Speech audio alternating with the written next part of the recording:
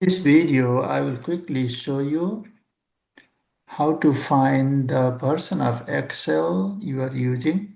First of all, open this Excel and then go to the top left side, File, click File, and then you go to Account here, and then click Account, and you can see the product information, and then go down, click About Excel.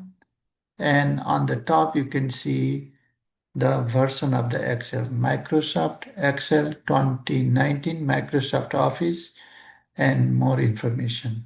Thank you for watching this video.